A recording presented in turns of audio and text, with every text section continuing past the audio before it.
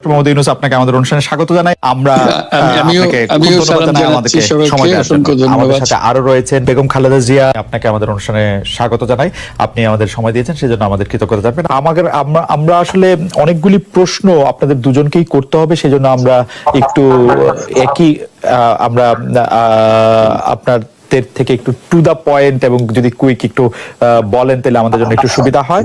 আপনি গণতন্ত্রের পক্ষে লড়াইয়ে শামিল হতে বলছেন, প্রশ্ন কেউ কেউ করছেন, প্রশ্ন উঠছে, আপনি কি এইসব মামলা মোকদ্দমা থেকে মুক্তি পেতে ডক্টর মোহাম্মদ ইউনূস সরকারেরই পরিবর্তন চাইছেন?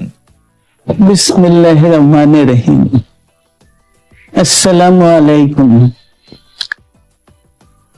দীর্ঘদিন অসুস্থ থাকার পর আপনাদের সামনে কথা বলতে পারার জন্য আল্লাহর কাছে শুকরিয়া আদায় করছি।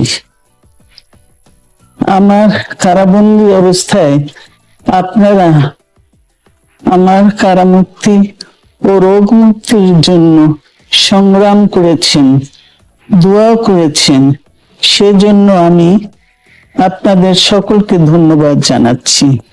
দীর্ঘ আন্দোলন সংগ্রাম ও ত্যাগের মধ্য দিয়ে আমরা ফ্যাসিবাদী অবৈধ সরকারের কাছ থেকে মুক্তি পেয়েছি। আমি আন্তরিক ধন্যবাদ জানাতে চাই আমাদের বীর সন্তানদের, যারা মরণপণ সংগ্রাম করে এই অসম্ভবকে সম্ভব করেছে। শত শত শহীদদের জানাই শ্রদ্ধা। এ বিজয় আমাদের নতুন সম্ভাবনা নিয়ে এসেছে।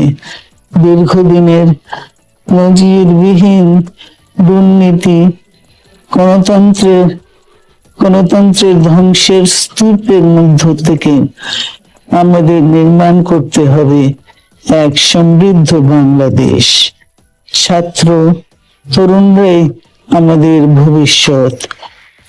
তরুণরা এই যে স্বপ্ন নিয়ে বুকের রক্ত ঢেলে দিয়েছে, সেই স্বপ্ন বাস্তবায়নে করতে মেধা, যোগ্যতা, জ্ঞান ভিত্তিক গণতান্ত্রিক বাংলাদেশ গড়ে তুলতে হবে।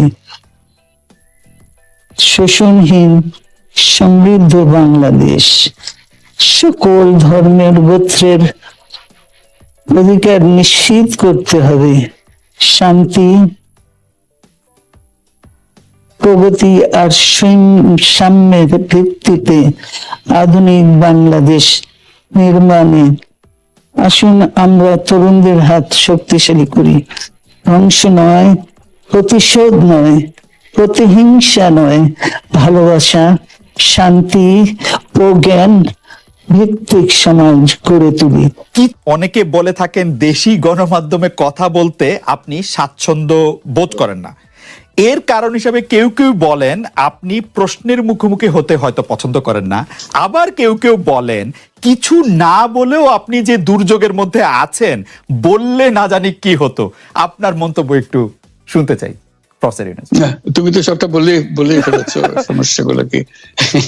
কাজে এই হলো অবস্থাটা হলো, আমি বলছি দেশের কাউকে কিছু বলি এমন কথা তো নয়।